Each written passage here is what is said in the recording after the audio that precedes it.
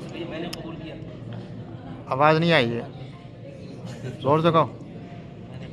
الحمد بارک اللہ لکما وجمع بینکما. مسلمون. وقال الله تعالى يا أيها الذين آمنوا اتقوا الله وقولوا قولا سديدا يصلح لكم أعمالكم ويغفر لكم ذنوبكم ومن يطع الله ورسوله فقد فاز فوزا عظيما. وقال النبي صلى الله عليه وآله وسلم النكاح من سنتي. وقال ومن رغب عن سنتي فليس مني. وقال النبي صلى الله عليه وآله وسلم اعظم النکاح برکۃ ایسر قبولا. حضرات یہ خطبہ نکاح تھا جو آپ کے سامنے پڑھا گیا. خطبے میں 3 آیتیں اور 3 حدیثیں.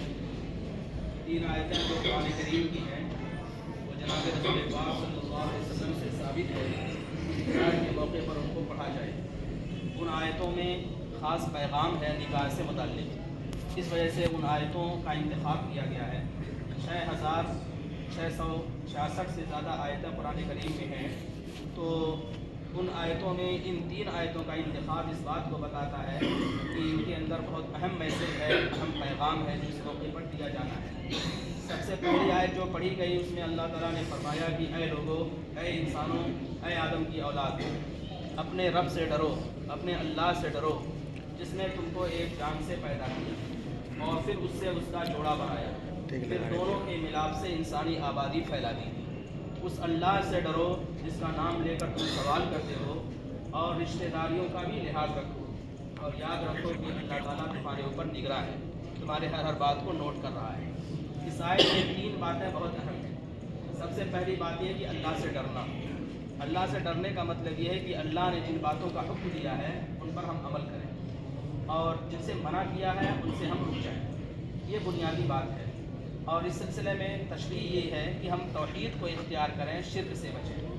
ہم سنت کو اختیار کریں, بدعات سے بچیں. اور ہم حلال کو اختیار کریں, مشتبہ اور ناجائز چیزوں سے بچیں. تو یہ اللہ تعالیٰ سے ڈرنے کا مطلب ہوا. دوسری بات یہ کہی گئی ہے کہ یہ نکاح جو ہوتا ہے یہ ایک ماں باپ کی اولاد کے درمیان ایک طرح سے نکاح ہو رہا ہے. دیکھا جائے تو آدم علیہ السلام اور حضرت حوا کے ذریعے سے جو نسل پھیلی وہ تمام انسانوں کی اولاد ہے. اب انسانوں کی اولاد میں لڑکا کسی نہ کسی کا لڑکا ہوتا ہے اور کسی کی لڑکی ہوتی ہے. تو یہ انسانیت کی بنیاد پر سارے انسان برابر ہیں. خاندان کی بنیاد پر الگ ہو سکتے ہیں, یا جاہ و منصب کی بنیاد پر الگ ہو سکتے ہیں, یا رنگ اور روپ کی بنیاد پر الگ ہو سکتے ہیں, لیکن انسانیت کی بنیاد پر سب ایک دوسرے سے ملے ہوئے ہیں. تو اس آیت میں یہ کہا گیا ہے کہ خاندان کو مسئلہ نہ بناؤ, رنگ و نسل کو مسئلہ نہ بناؤ, مال کو مسئلہ نہ بناؤ, حسب و نسب کو مسئلہ نہ بناؤ. اصل ہے انسانیت, شرافت اور صحیح خصلتیں, صحیح عادتیں وہ اگر ہیں تو یہ تمہارے بڑی خوبی کی بات ہے, اسی کو ترجیح دو. یہ تمام چیزیں ہیں جو زائل ہونے والی ہیں, ختم ہونے والی ہیں. زمانے جاہلیت میں جو نکاح ہوتا تھا اس میں دیکھتے تھے خاندان کیسا ہے, ہائی خاندان ہے یا لو خاندان ہے, یہ دیکھتے تھے. مال کتنا ہے, بہت مالدار ہے یا بہت غریب ہے, یہ دیکھتے تھے. خوبصورتی کیسی ہے, خوبصورتی ہے یا بدصورتی ہے, یہ دیکھتے تھے. اللہ کے رسول صلی اللہ علیہ وسلم نے فرمایا یہ تینوں چیزیں دوسرے نمبر پر ہیں, بلکہ تیسرے نمبر پر ہیں. پہلے دن پر دین ہے. دین ایسی چیز ہے جو ہمیشہ باقی رہنے والی ہے, اور یہ چیزیں تو زائل ہونے والی ہیں. یہ دنیا آنی جانی ہے, یہ ختم ہونے والی ہے. اصل چیز یہ ہے کہ انسان ہم اللہ تعالیٰ کی رضا کو اور اس کے خوف کو اپنے پیش نظر رکھیں. پھر دوسری بات ہے کہ ان چیزوں کو اہمیت بہت زیادہ نہیں دینی چاہیے جس کی وجہ سے معاشرے میں دراڑ پیدا ہو. تیسری بات یہ کہی گئی ہے کہ یہ جو نیا رشتہ قائم ہو رہا ہے اس رشتے کے حقوق ہیں, ان کے حقوق کو ادا کرنا ہے. آج ہی سے جب یہ قبول کریں گے اسی وقت سے رہنے کا انتظام, کھانے کا انتظام, تمام اخلاق و آداب جو برتنے چاہیے وہ واجب ہو گیا, فرض ہو گیا ان کے اوپر. اگر اس میں کوتاہی کریں گے تو اللہ کے بھی محفوظ ہوں گے اور دنیا میں بھی محفوظ ہوں گے. تو اس وجہ سے یہ بہت ضروری ہے. لیکن اس کا یہ مطلب بالکل نہیں ہے کہ پرانے رشتے ختم ہو گئے. پرانی عزیزداریاں, پرانی رشتہ داریاں, پرانے اپنے جو والدین ہیں, اپنے بھائی بہن ہیں, ان تمام کے ساتھ ویسے ہی تعلقات رہیں گے, اور اس نئے رشتے کا بھی لحاظ رکھنا ہے. حقوق میں اضافہ ہوا ہے, حقوق کو ختم نہیں کیا گیا ہے. اور انسان حقوق کو جب ادا کرتا ہے تو اللہ تعالیٰ دنیا میں نقد فائدے دیتے ہیں. ایک تو ایک عمر میں اضافہ فرما دیتے ہیں, اور دوسرے ایک کی روزی میں برکت عطا فرماتے ہیں. یہ اللہ کی طرف سے اعلان ہے. رسول پاک صلی اللہ علیہ وسلم نے برملا اعلان فرمایا ہے کہ لوگوں اگر عمر میں اضافہ چاہتے ہو, عمر میں بڑھوتری چاہتے ہو, اگر مال میں برکت چاہتے ہو تو رشتوں ناتوں کو جوڑو, اللہ تعالیٰ یہ 2 چیزیں عطا فرما دیں گے. اور یاد رکھو کس قدر کر رہے ہو سب اللہ دیکھ رہا ہے, سب اللہ دیکھ رہا ہے کہ تمہارے اندر حقوق کو ادا کرنے کا جذبہ ہے یا حقوق میں کوتاہی کرنے کا مادہ ہے. دوسری آیت جو پڑھی گئی اس میں اللہ تعالیٰ نے فرمایا کہ اے ایمان والو اللہ تعالیٰ سے ڈرو جیسا کہ اس سے ڈرنے کا حق ہے. اللہ بہت بڑا ہے تو اس سے ڈرنا ہے اس کی شان اور اس کے مرتبے کے لحاظ سے. اور دیکھو مت مرنا مگر اس حال میں کہ تم مسلمان رہو, یعنی ہر حال میں اسلام کو ایمان کو دل و جان سے عزیز رکھو. ایک ایسا زمانہ آئے گا, اس کے بعد میں ایک ایسا زمانہ آئے گا کہ ایمان پر قائم رہنا ایسے ہے جیسے ہتھیلی میں انگارے لینا. انگارے لینا, نماز پڑھنا, روزہ رکھنا, زکوٰۃ دینا, حج کرنا, حقوق ادا کرنا, اسلام اور قرآن کی بات کرنا, ایسے جیسے ہتھیلی میں انگارے. بالکل زمانہ قریب ہے, ایسا ہو رہا ہے.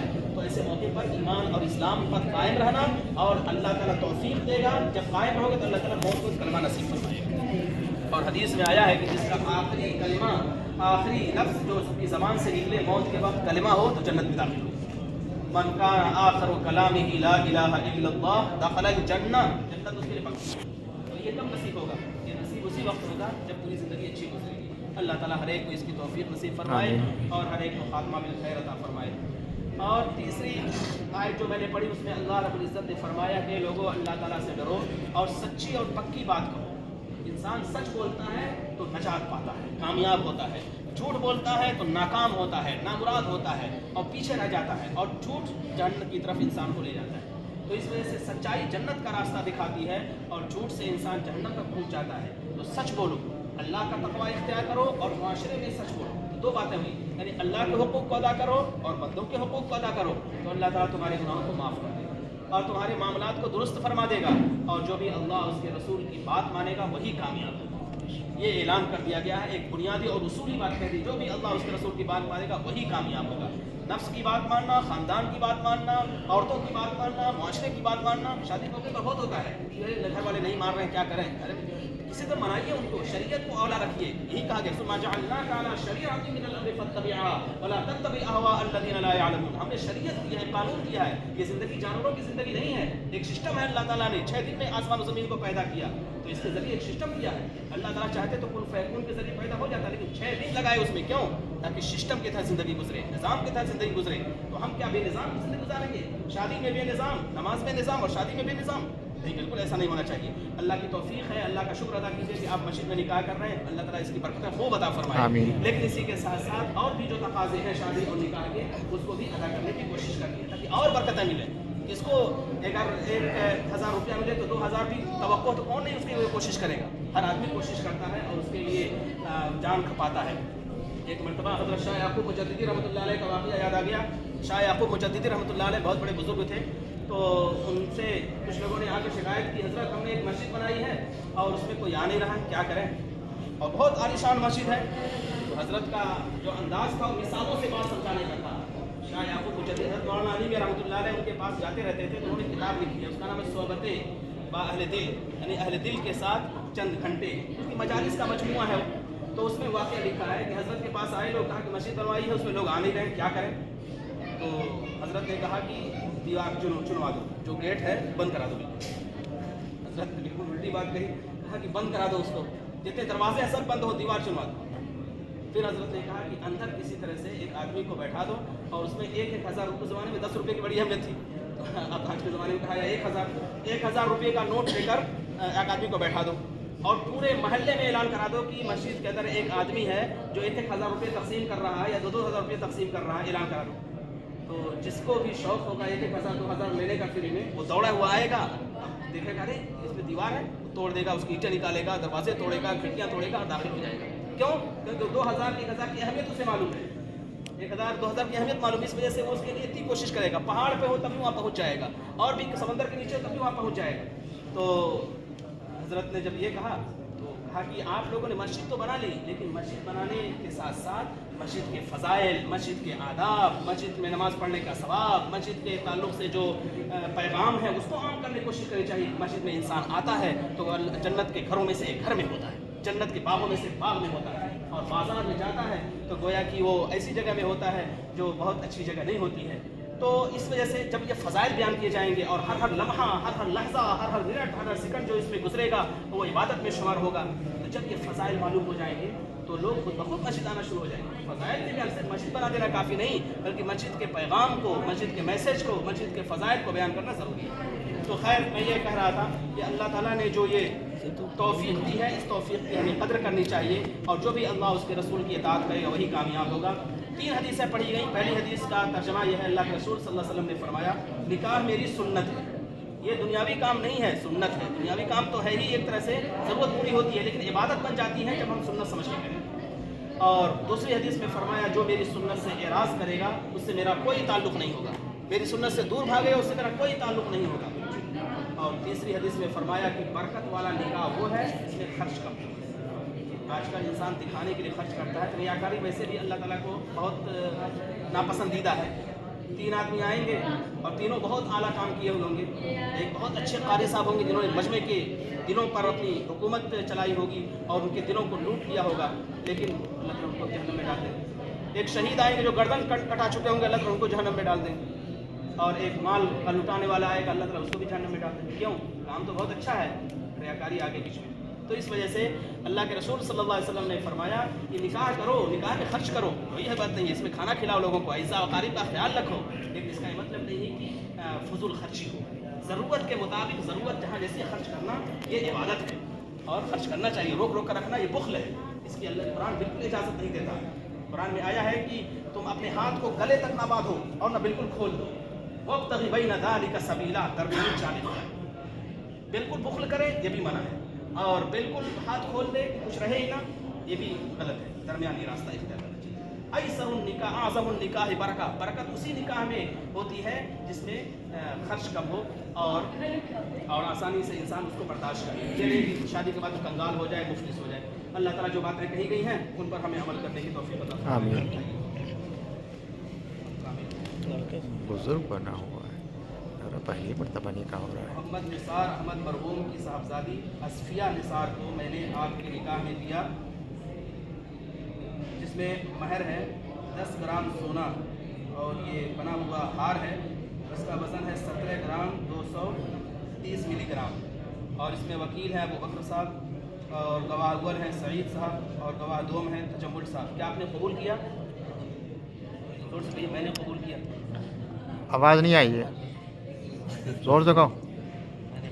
الحمد بارک اللہ لکما وجمع بینکما فی خیر. کی صاحبزادی اصفیہ نثار کو میں نے آپ کے نکاح میں دیا, جس میں مہر ہے 10 گرام سونا جو ہار کی شکل میں ہے, اور وزن اس کا ہے 17 گرام 330 ملی گرام. جس میں وکیل ہیں ابو بکر صاحب اور گواہ اول ہیں سعید صاحب اور گواہ دوم ہیں تجمل صاحب. کیا آپ نے قبول کیا؟ چلے میں نے قبول کیا. دعا کریں. اللهم انت السلام منك السلام تبارك ربنا وتعالى يا ذا الجلال والاكرام. اللهم صل على محمد وعلى ال محمد كما صليت على ابراهيم وعلى ال ابراهيم انك حميد مجيد. اللهم بارك كما باركت على ابراهيم وعلى ال ابراهيم انك حميد مجيد. یا اللہ اس نکاح کو قبول فرما. یا اللہ زوجین میں الفت اور محبت قائم فرما. یا اللہ امت محمدیہ میں بہترین اضافہ فرما. یا اللہ ہر اس نکاح کو ہر قسم کے خرخشہ جھگڑے سے محفوظ فرما, ہر قسم کے انتشار و افتراق سے محفوظ فرما.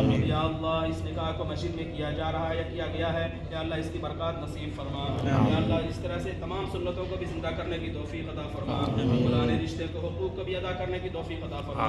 نیا رشتہ جو قائم ہو رہا ہے اس کے حقوق کو بھی ادا کرنے کی توفیق عطا فرما. یا اللہ جمعے کا دن ہے, اس میں ایک گھڑی ایسی ہوتی ہے کہ انسان اس میں دعا مانگ لے تو اس کی دعا ضرور قبول ہوتی ہے. یا اللہ ہو سکتا ہو یہی گھڑی ہو, یا اللہ اس گھڑی کو ہمارے لیے آسان فرما, ہماری دعاؤں کو قبول فرما.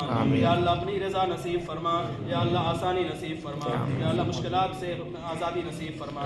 یا اللہ ہم کو دین اور ایمان کے لیے قبول فرما اور ہمارے ایمان کی حفاظت کا ہمارے لیے وسیلہ اور ذریعہ فرما. ربنا تقبل منا انك انت السميع العليم وتب علينا انك انت التواب الرحيم. وصلى الله تعالى على خير خلقه محمد وعلى اله وصحبه اجمعين برحمتك يا ارحم الراحمين. آمین. مبارک بھائی. یہ چھوارے نکالو ادھر ادھر ادھر ادھر بھی ہے. وہاں صحیح صاحب, ادھر نہیں پھینکے.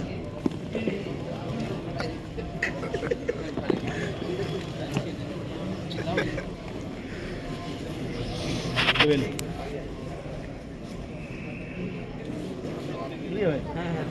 دے دو بچوں کو دے دو